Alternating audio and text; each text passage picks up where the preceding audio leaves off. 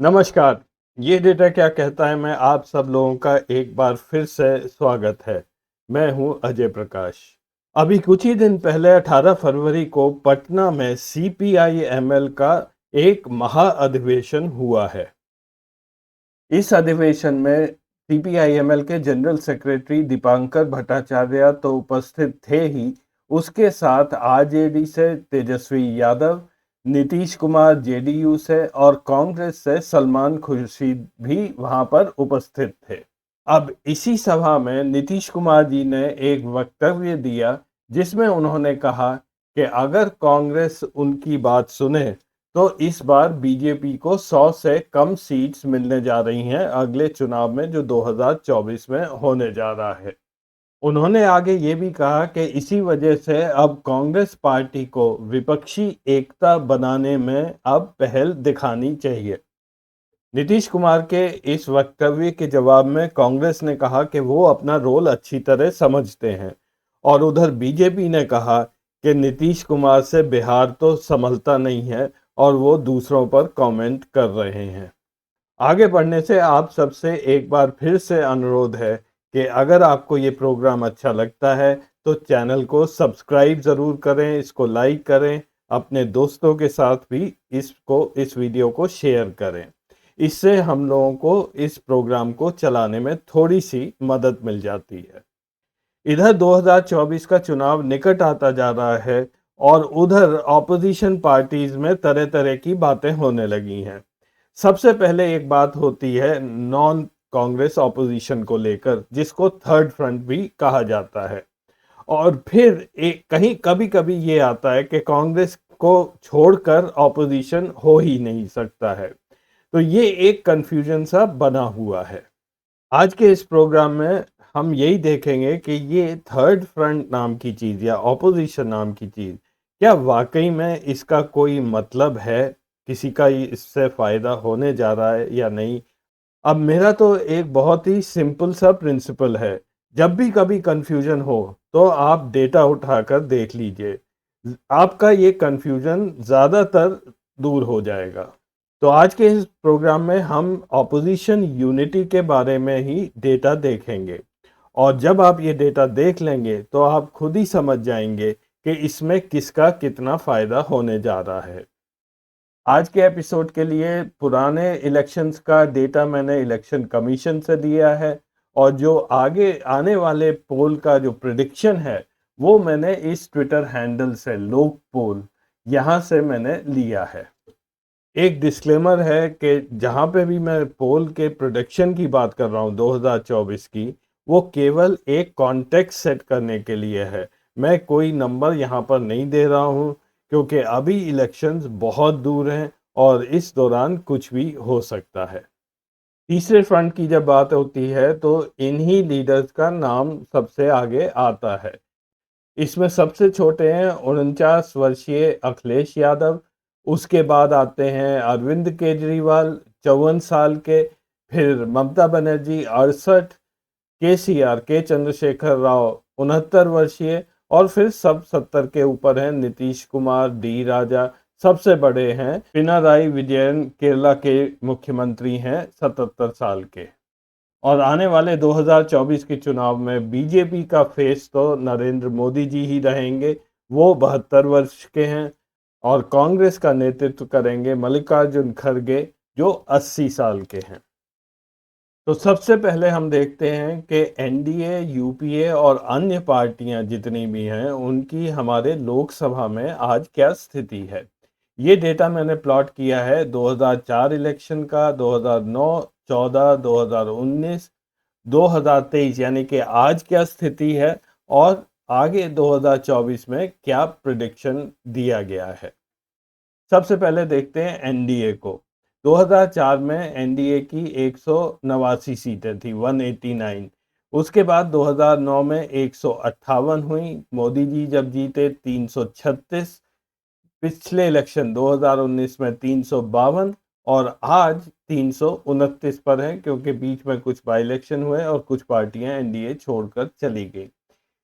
फिर यूपीए 2004 में 218, 262 हुई 2009 में, फिर एकदम से गिर गई, 60 पर आ गए 2014 में, 2019 में 51, और इस वक्त 114 एमपीज हैं यूपीए में।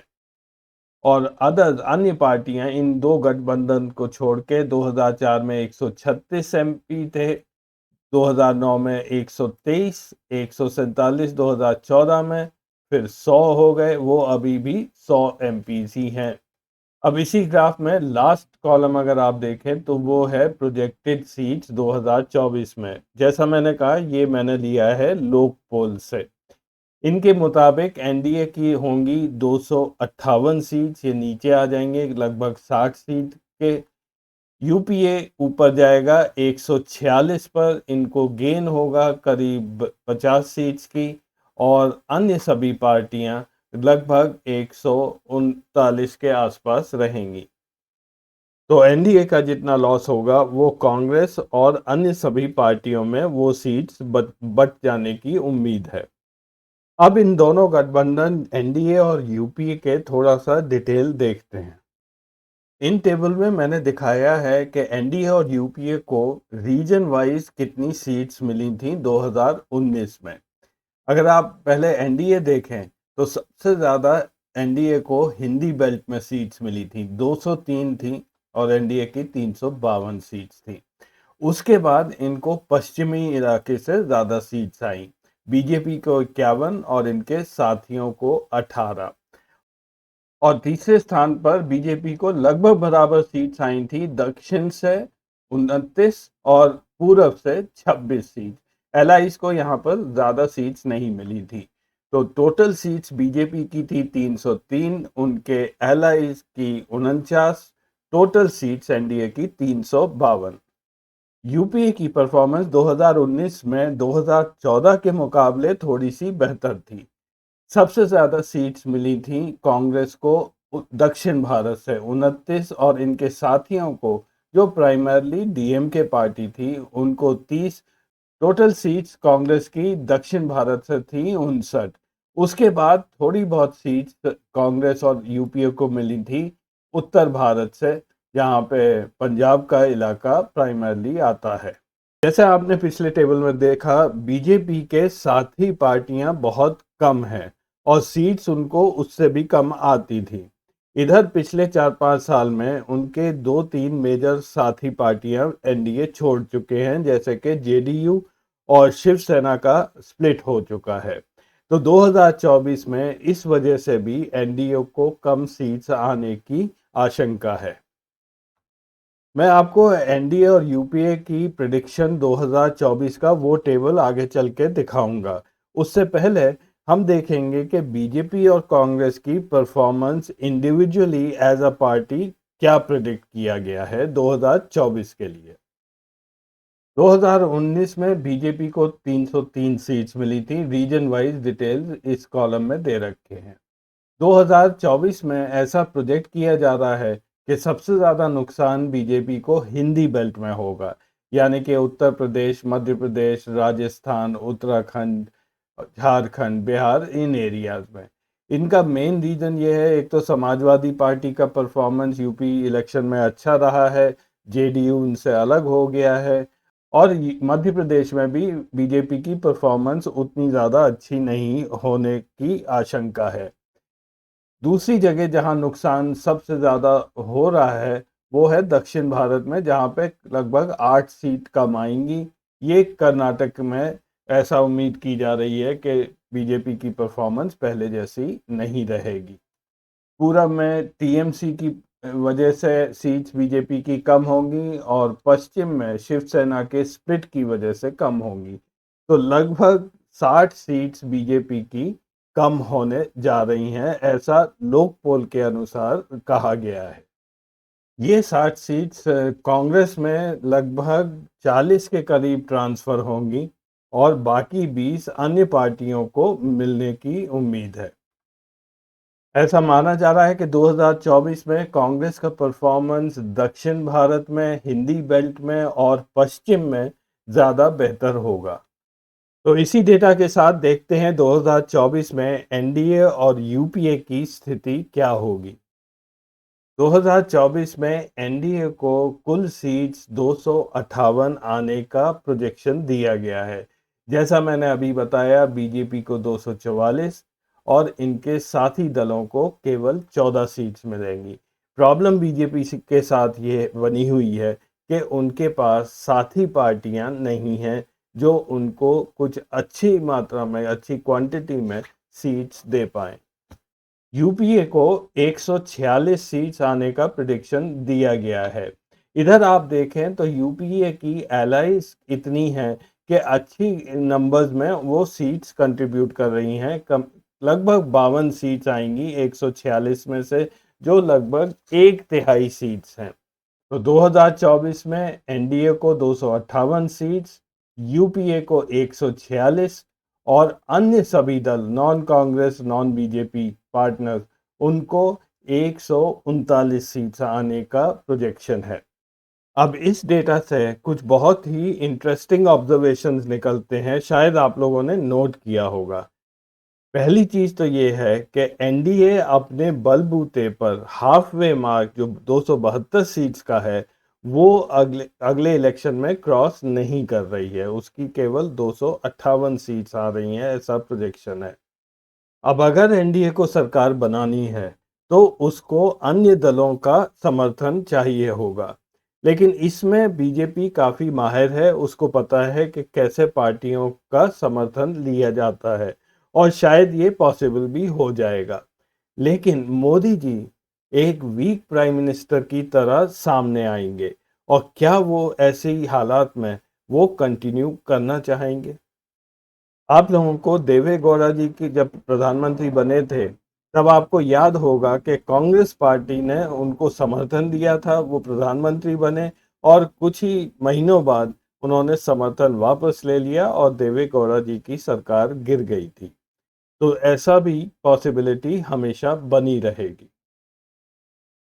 और दूसरा इंटरेस्टिंग ऑब्जर्वेशन, या यूं कह लीजिए कॉम्प्लिकेटेड ऑब्जर्वेशन, है कि यूपीए और अन्य दल जो जिसको थर्ड फ्रंट बोल रहे हैं, उनकी सीट्स लगभग बराबर आएंगी, लगभग 140 के मिलाकर दोनों की 280 290 के आसपास होंगी, जो मेजॉरिटी मार्क से ऊपर है।